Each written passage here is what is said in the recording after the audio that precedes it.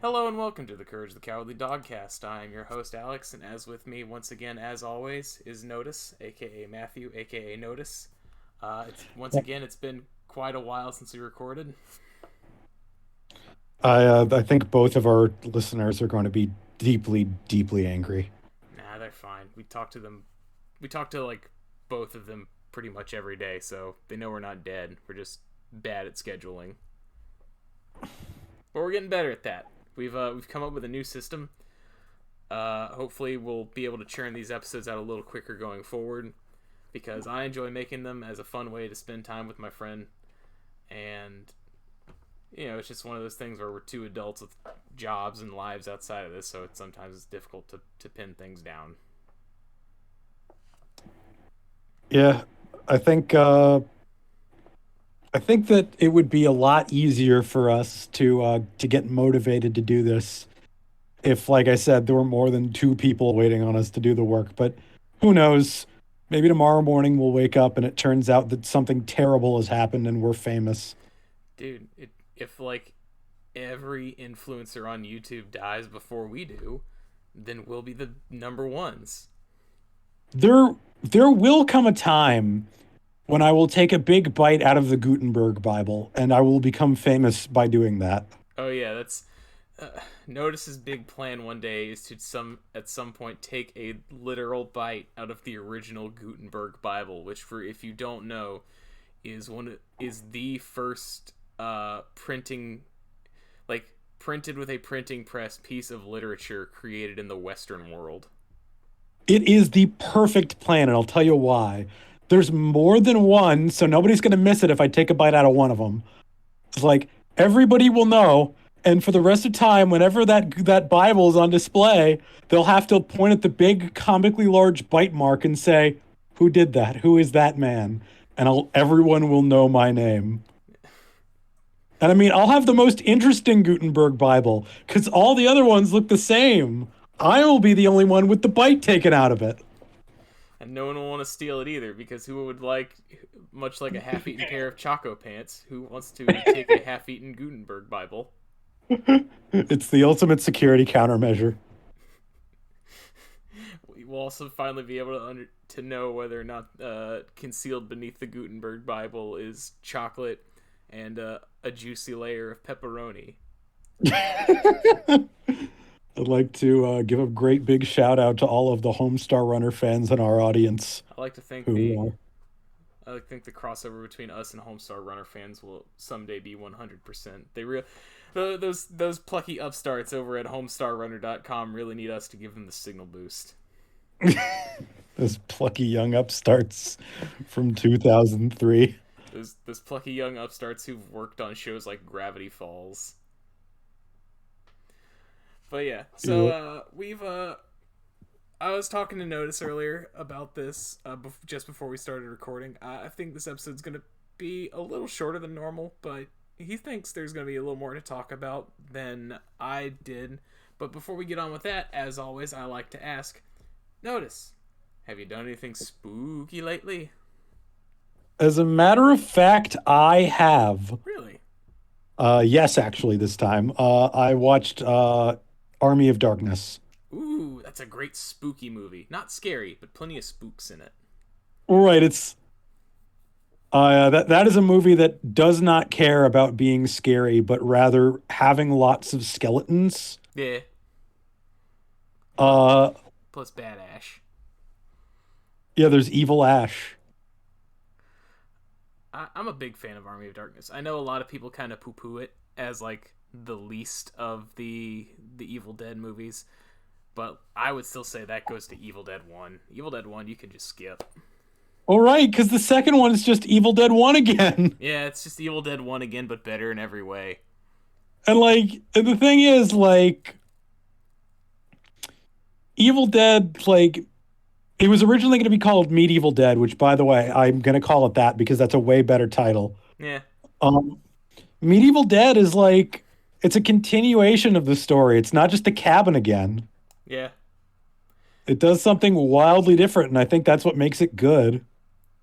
I agree. Plus it's got some funny gags in it. I still chuckle about the one of like the guy handing the sword to the dude and he kicks him.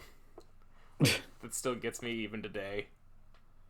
Um, It's imagine if Looney Tunes but horror themed. yeah, which is a great idea. Um, I myself, most recently, I watched the film Savage Land, which I highly, highly recommend. I It's a movie that I'm very cautious to talk about because, much like one of my favorite books, House of Leaves, I feel like by talking too much about what Savage Land is, it kind of gives up the ghost on it a little bit. Where it is a documentary style film in the true crime style, where what is described as a mass killing incident has taken place in this little middle of nowhere migrant town near the border of Arizona and Mexico called Sangre de Cristo, and it is basically the only survivor of the incident is the person whom the killings are blamed for, and uh, the documentary is like basically trying it. The main character who puts the documentary together, because like he exists in the movie, is like a guy who's like trying to uncover what happened and how like the story and the alibi of the survivor contrast with the story that is like the accepted story, and it's a very good, very interesting take on the found footage genre of horror, which is normally, especially post Paranormal Activity, is like kind of hacky. I feel like sometimes, and I think Savage Land is a very refreshing take on the found footage genre. I highly, highly recommend it. It's not long; it's like an hour 20 minutes. Like, and if you're a true crime head like me, then I would recommend it even more. So I would highly recommend checking that out.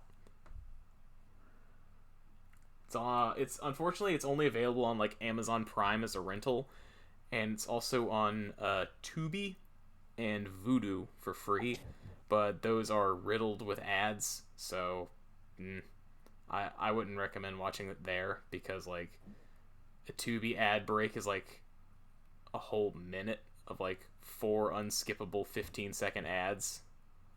I feel like ads in the middle of a movie really just completely kill the pacing. Yeah, like I'm trying to get invested into this like spooky horror film, and then I'm like, it's like a back-to-back ads for dating apps I've never heard of and Mr. Clean fabric erasers. It's like something about this don't gel well. Yeah, because like you got all this dark lighting and sinister atmosphere, and it stops halfway through a sentence to be like, "Did you know that Mr. Clean cleaning product is the best cleaning product ever?" Yeah, you gotta And then a bunch of kids start doing the Fortnite dancing. yeah, you gotta consume Prilosec. Consume, consume product. Eat Prilosec. Consume. Are we just gonna keep stealing jokes from other more popular internet sources? It's not stealing; it's aggregating. Um, but other than that, for the month of October, in a mutual Discord server we share, I did a thing where I would read a spooky story every day of the month in October. I took a few breaks on some days because I there was other stuff going on that was also suitably Halloween themed, but it was also a lot of fun for me. I don't know if you caught any of them, but because I think you were very busy during October. But I was. yeah, I had a lot of fun doing that. But anywho, with that out of the way, let us talk of Cowardly Dogs Named Courage. So we watched Night of the Weremole and Mother's Day. Uh, we'll start with Night of the Weremole, I guess, because I think it is not only the first one, but is the, I would say, least interesting of the two episodes.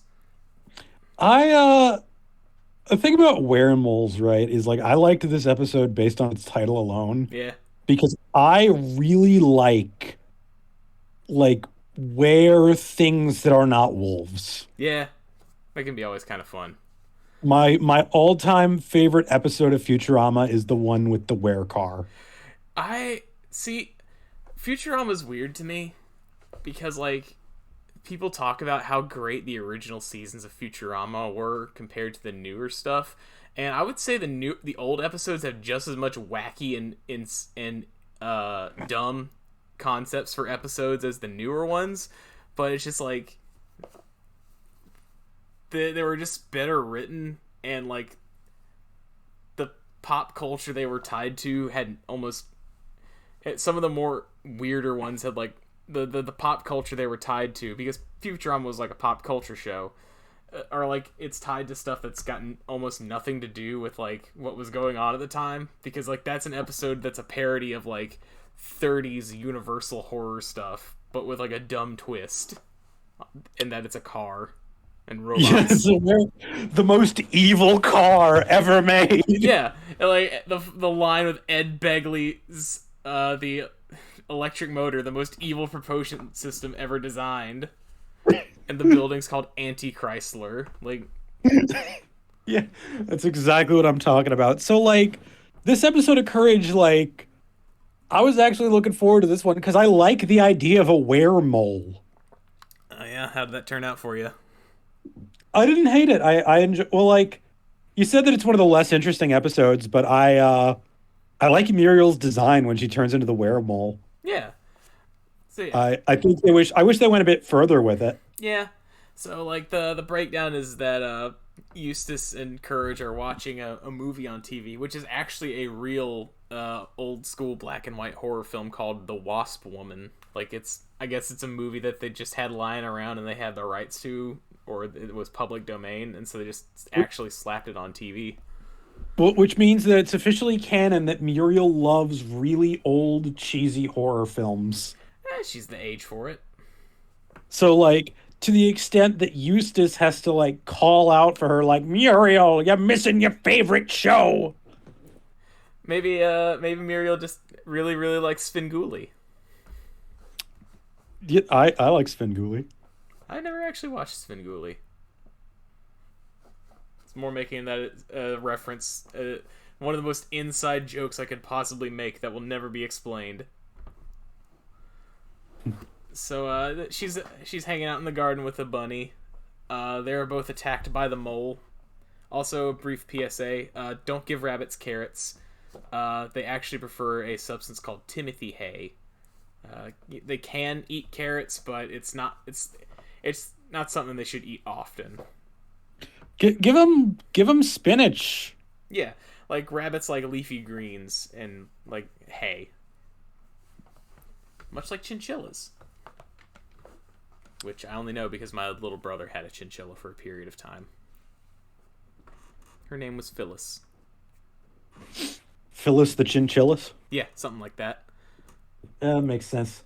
I and now this is a story about a weremole, so I'll give you one basic guess as to what the weremole does to Muriel. Yeah, it bites her. Yeah, and guess what happens next? Well, You'll be shocked. no, nope. Next, they go to a doctor, and we are greeted for the first time in the series by Dr. Vindaloo. Yeah. Well, you said that we didn't have enough to talk about. There's a whole rabbit hole we could go down A now. whole mole hole. So here's Dr. Vindaloo. Dr. Vindaloo hasn't aged well, I would say. Much like Mr. Nasahapima Pimbleton, Dr. Vindaloo is voiced by a white dude. In this case, he is voiced by Paul Scheffler, who, he's Cats, Dr. LeQuack, a bunch of characters in this show. And Dr. Vindaloo has what I can only charitably describe as a caricaturistic accent of an Indian gentleman. Yep. It's not great. I would say the only partly redeeming thing about him is that he is a doctor.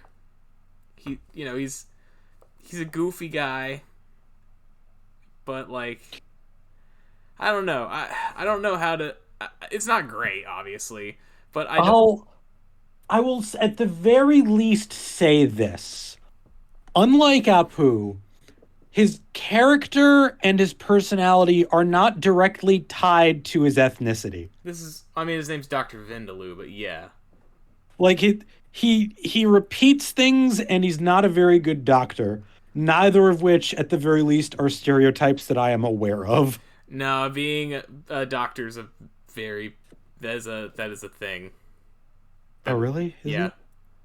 like that. They even make a joke about that in Scrubs.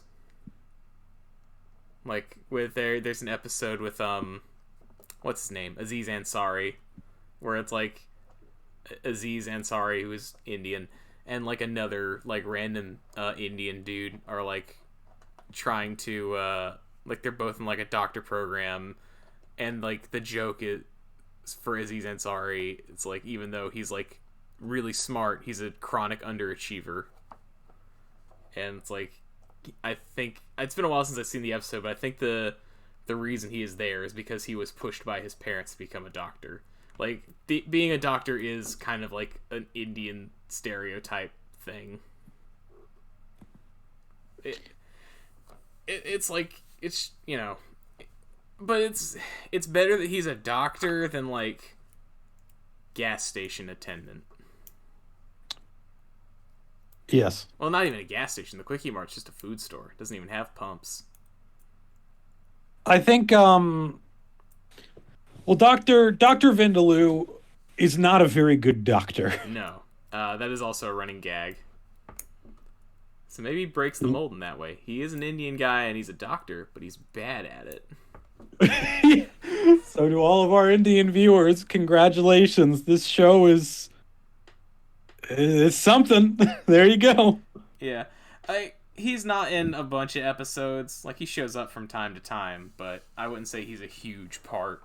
And I don't really think like going forward I could be wrong, but like I don't think they make a whole lot of jokes about him. Like the fact that he's Indian doesn't really come up a whole bunch. Like I think there is a scene where he's doing yoga, but I think that was just more as like a weird new agey healing thing than like an Indian thing. Even though yoga is an Indian thing.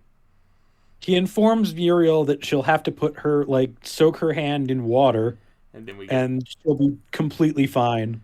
and then we get a look at Muriel's hilariously swollen hand.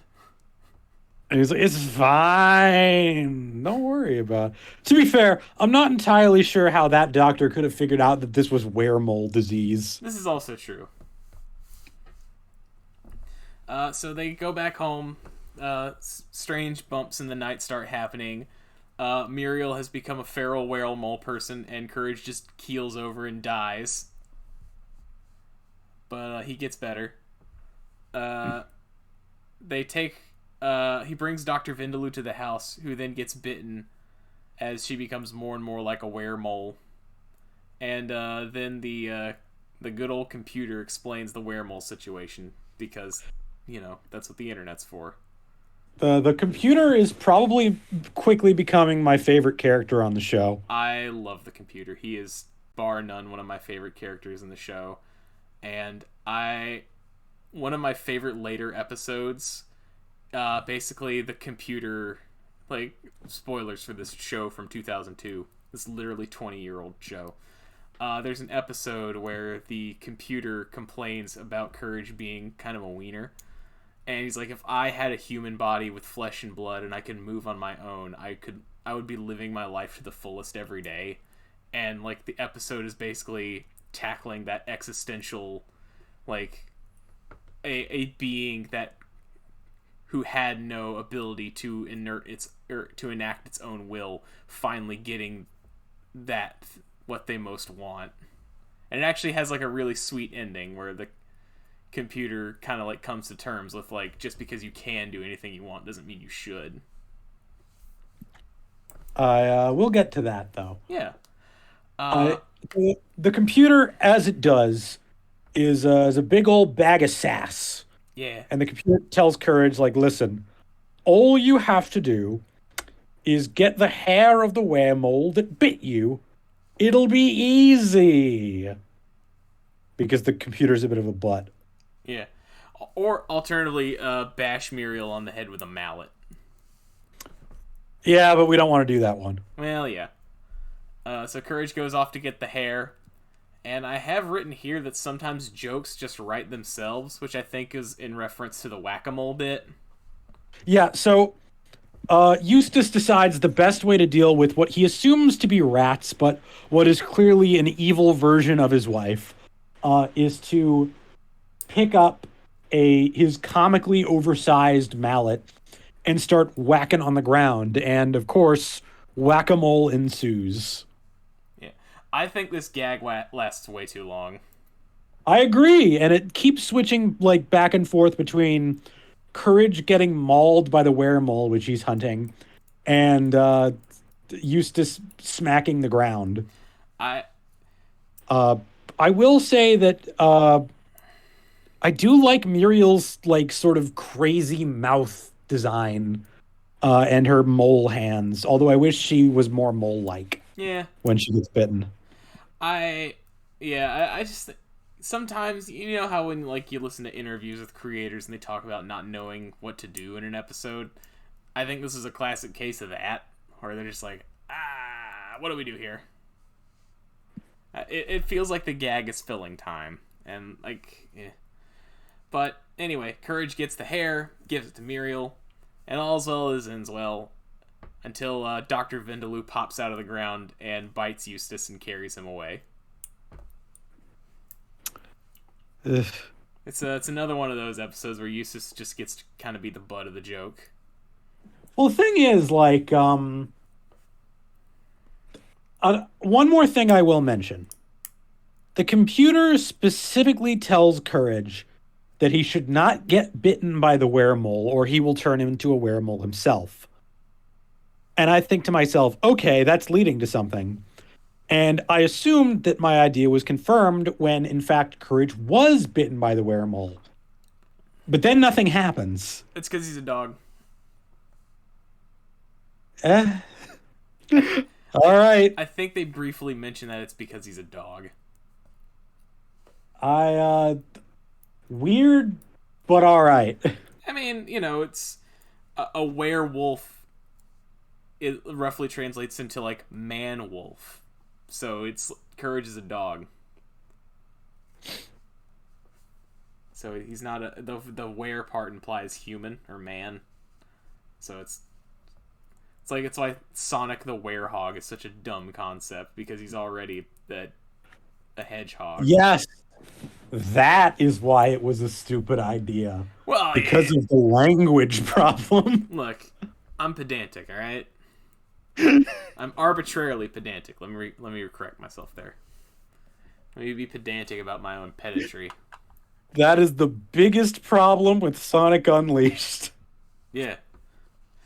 So that's the end of the Night of the Weremole. It's fine. You know, it's a fun little goofy episode. You're not really missing much if you don't watch it. But now I think we're going to get to the one you really think is worth talking about, and I kind of agree. I do think this one is worth talking about, least of which, like, most of all, because the premise is not what I thought it would be. So what did you think Mother's Day was going to be?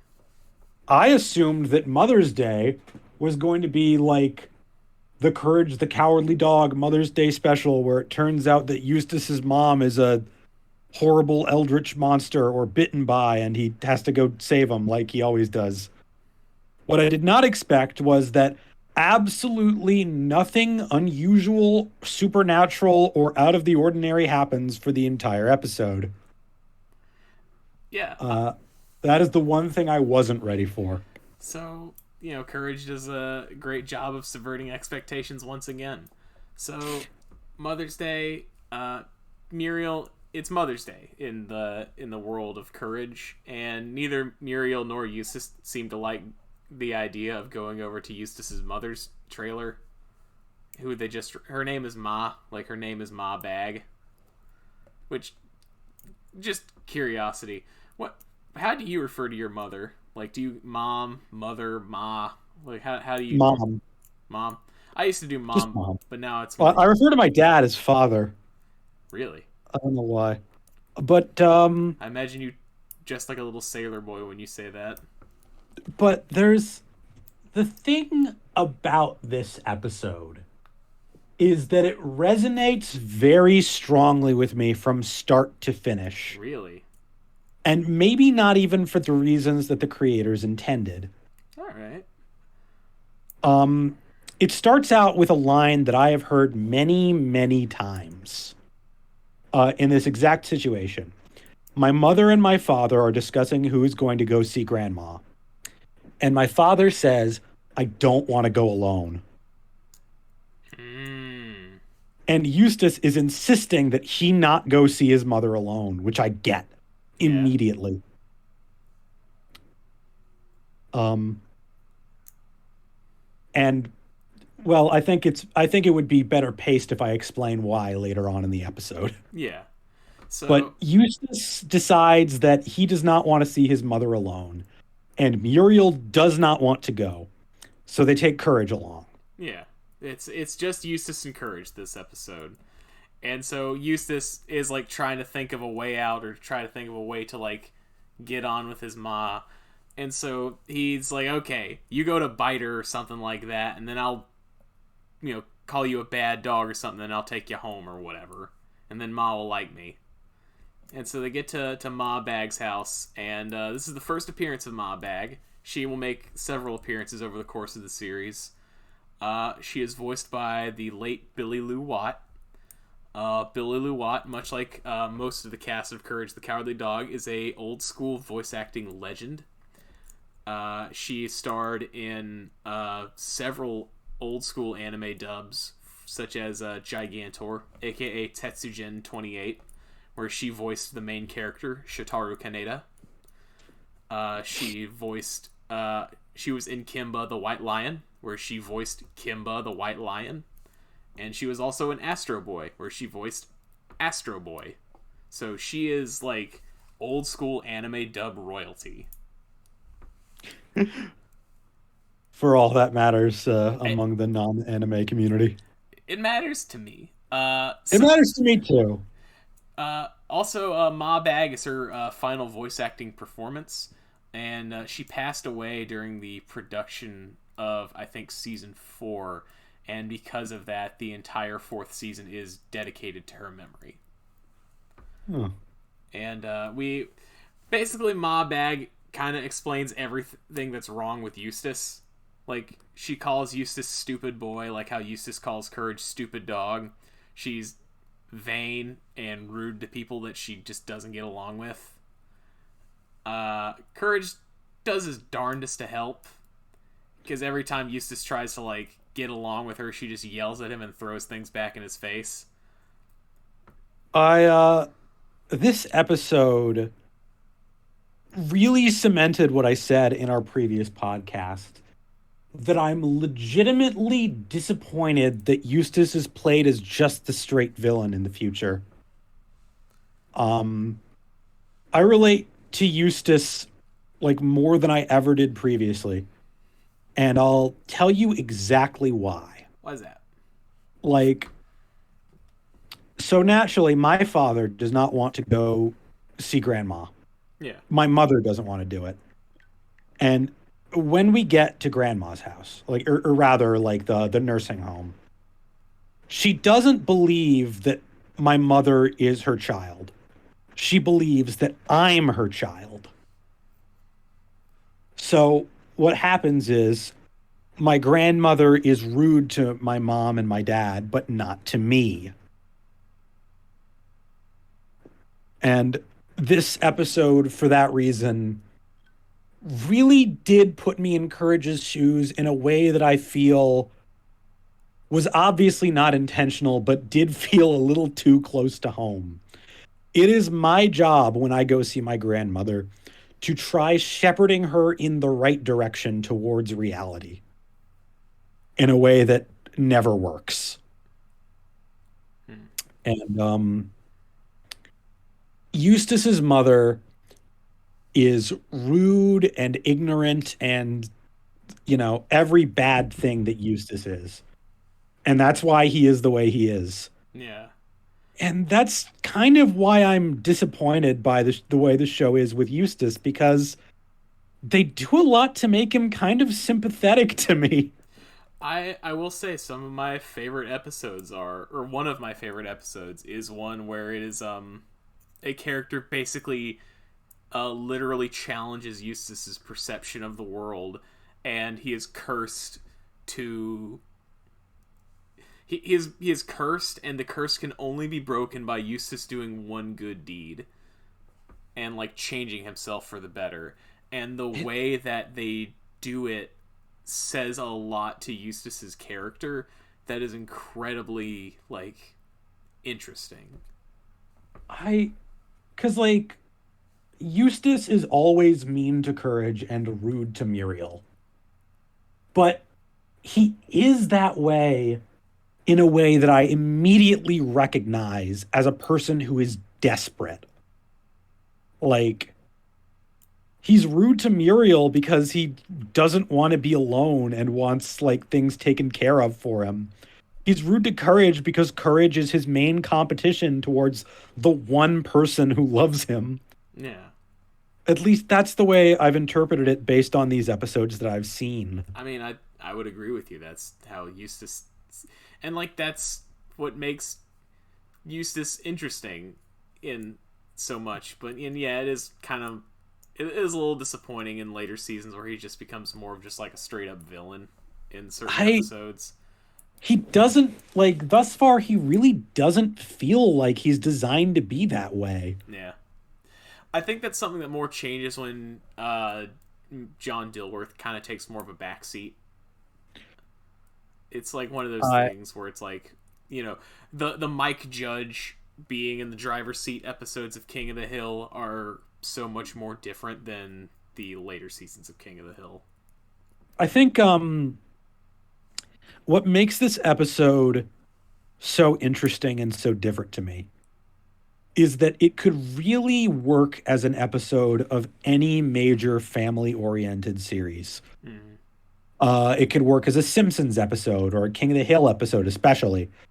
Um, because nothing supernatural happens. Yeah. It's just Courage and Eustace dealing with the fact that the person they have to visit is a terrible person. Yeah. And so Courage and Eustace eventually give Ma the mirror, and things seem to be taking a turn for the better. And it genuinely does seem like Eustace wants his Ma to at least like him.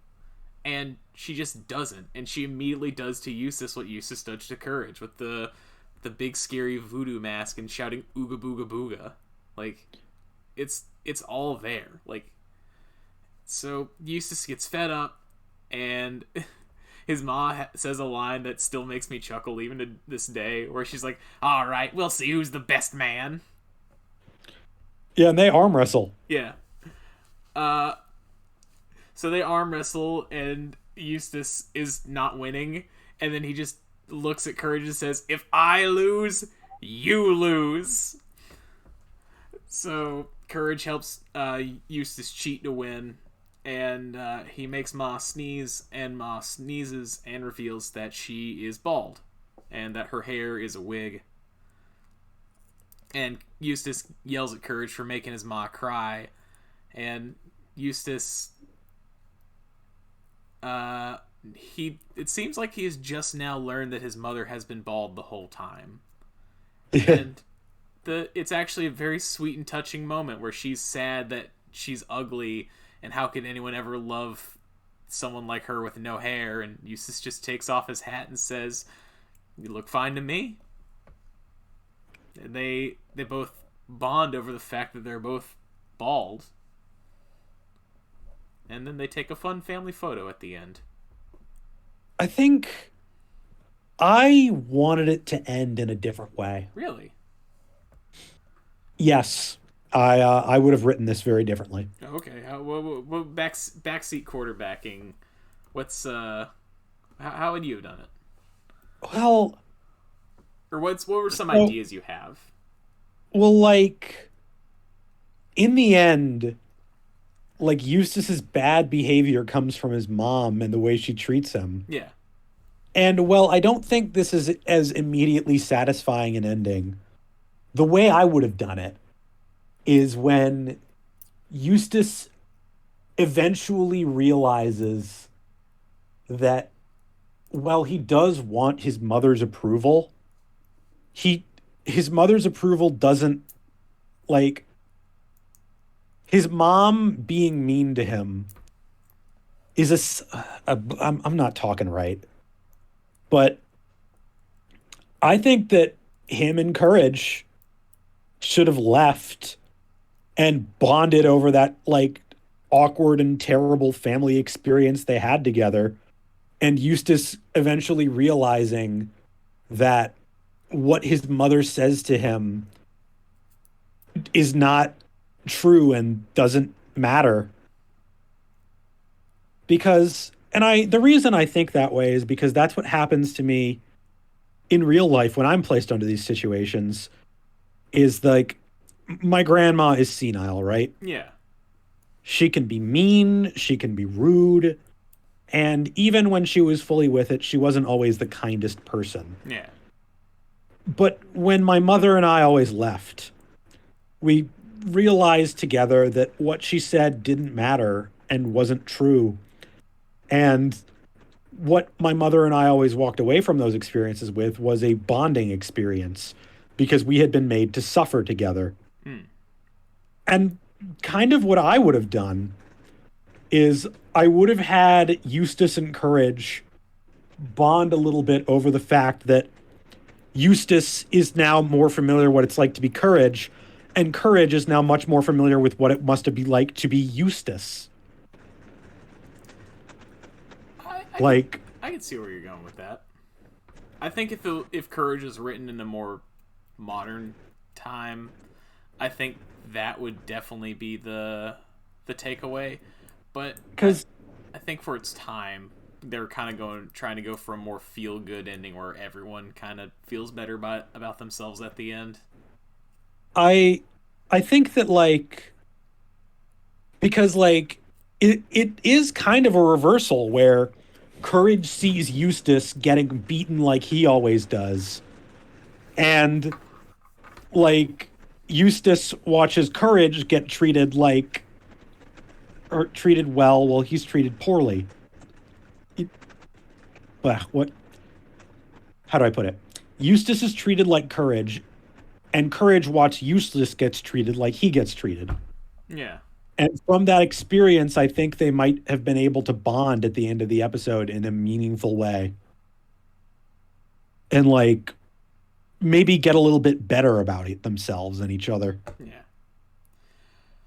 That's what I would have done. But I do get why they decided to end the episode the way they did. Yeah, it's more of like an immediately satisfying, like you said, kind of feel good ending where everyone gets to kind of walk away feeling a little better.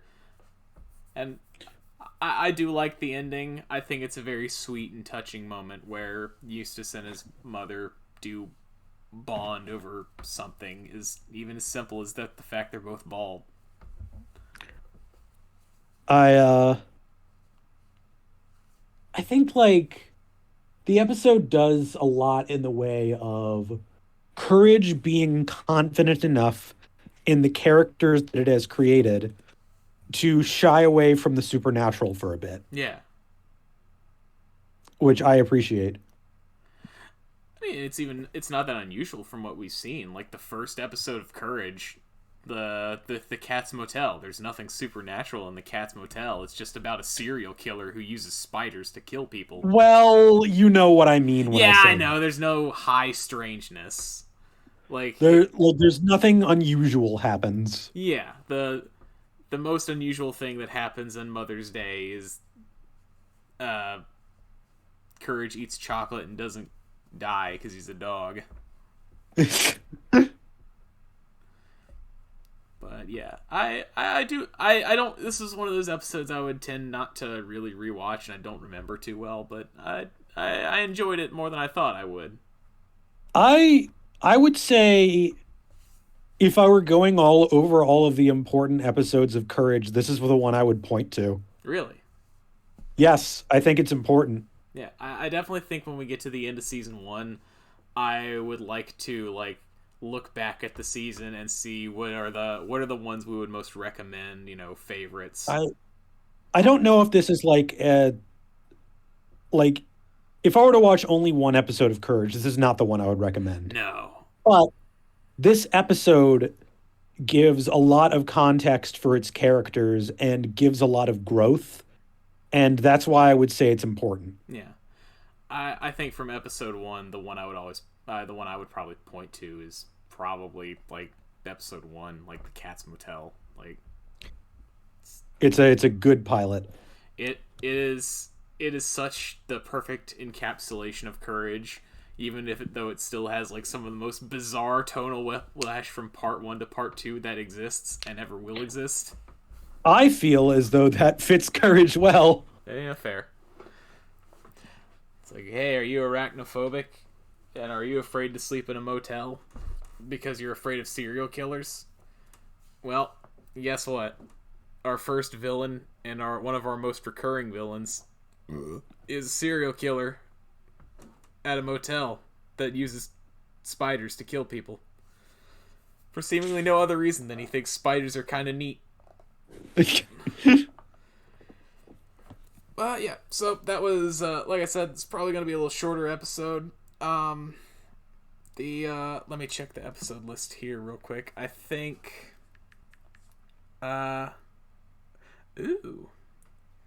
So, the next episode will also be will also teach us a little more about Eustace's backstory.